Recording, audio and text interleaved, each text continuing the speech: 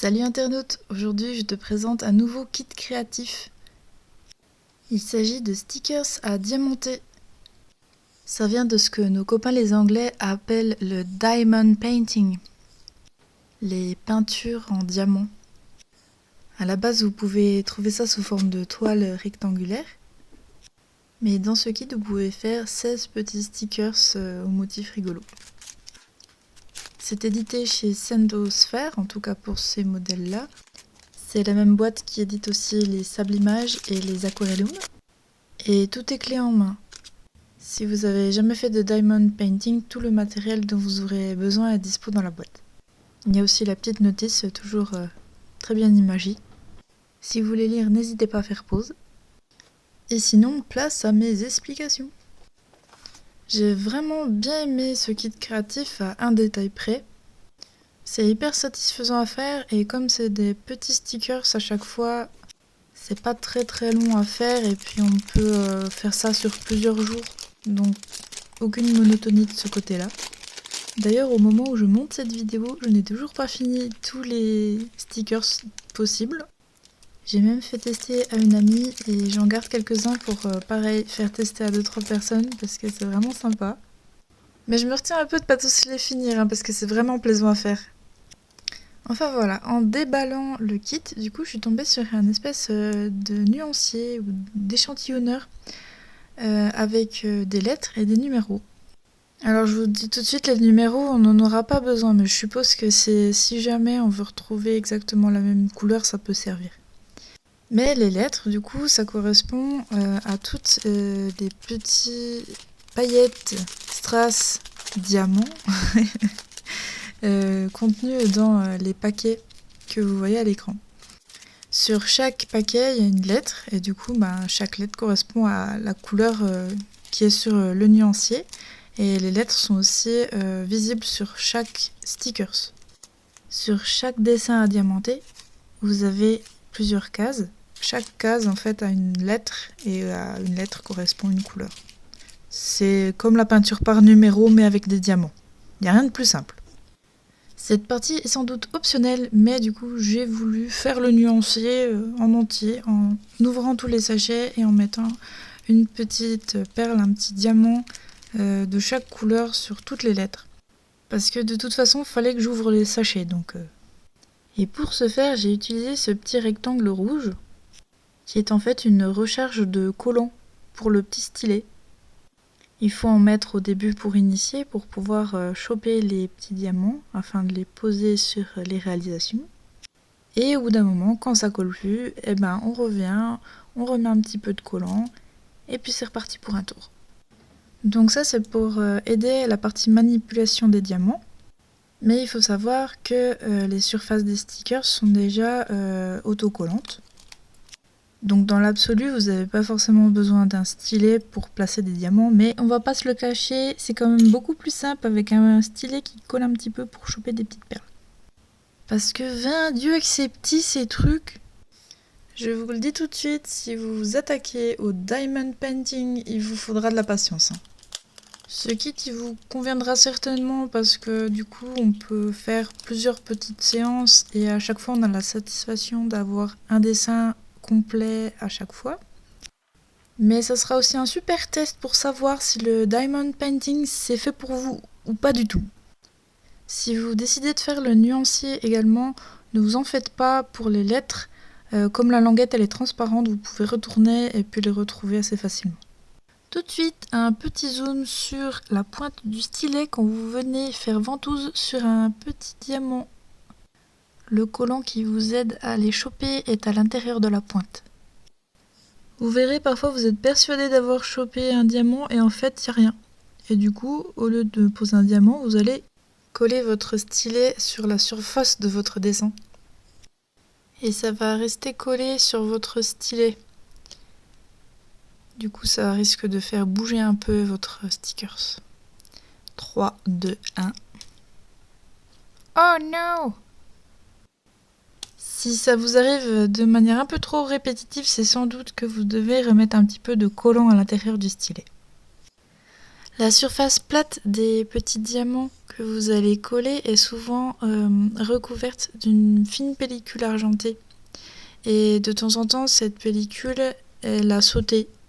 Donc si vous voyez que la perle, le petit diamant, il a une couleur trop différente par rapport à ceux d'à côté, n'hésitez pas à en changer, c'est juste un petit défaut. Normalement, vous en avez une quantité largement suffisante. Mais je suppose que ces petits revêtements, ils sont là pour qu'on évite de voir les lettres une fois que les diamants sont posés. Ça, c'est la soirée où j'ai fait un ananas et que ma copine Audrey a testé une licorne. Elle a kiffé. Enfin, je crois. Et pour finir, je vous ai filmé la réalisation du sticker flamant rose de A à Z. Là, je suis en train d'enlever la pellicule de protection.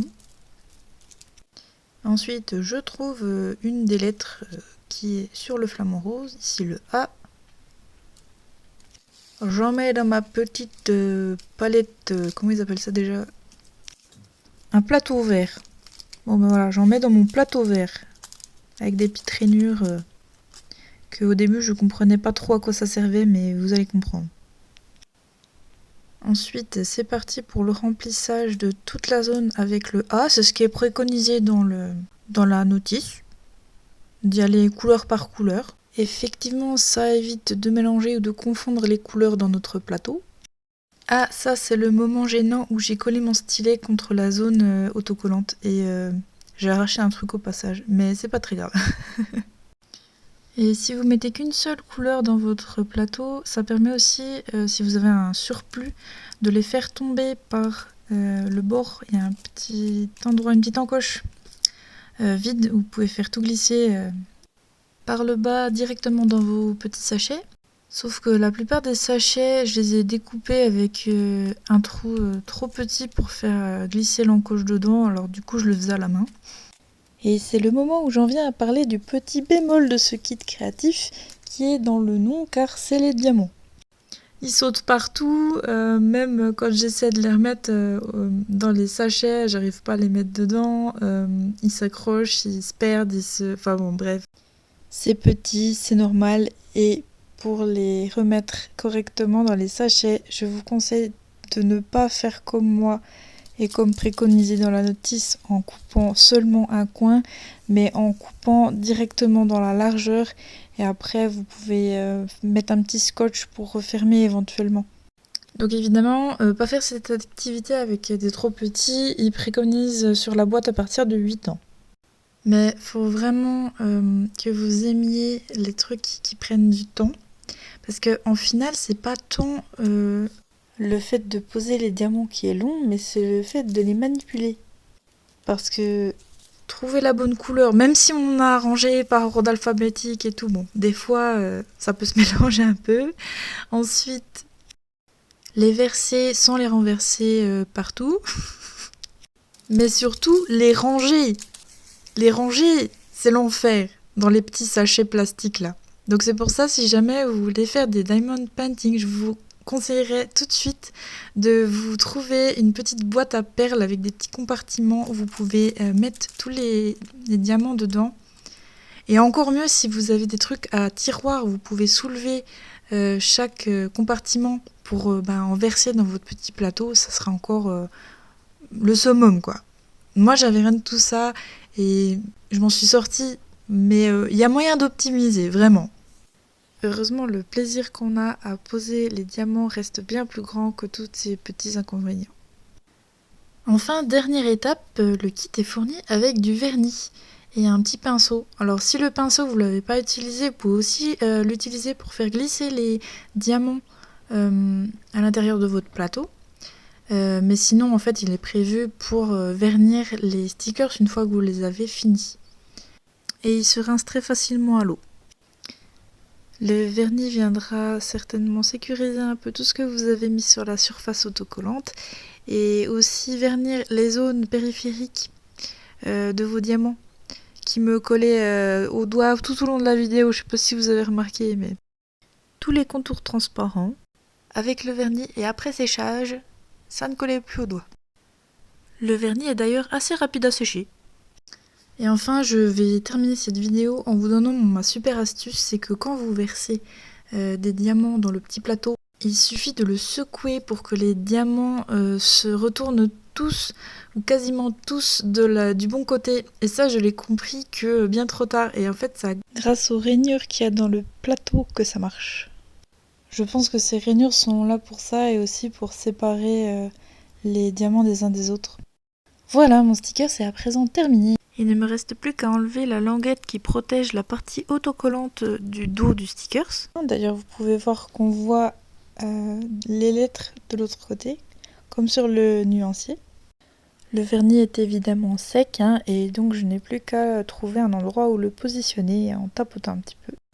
Ce flamant rose finira collé dans la malle à jeu de mon ludiste de chéri. C'est un peu sa mascotte. Quant aux autres, je vous laisserai des petites photos dans l'article qui parlera de diamond painting et qui sera bientôt disponible sur le blog. Je vous mets le lien en barre d'infos. J'espère que vous avez aimé découvrir ce kit créatif et à bientôt!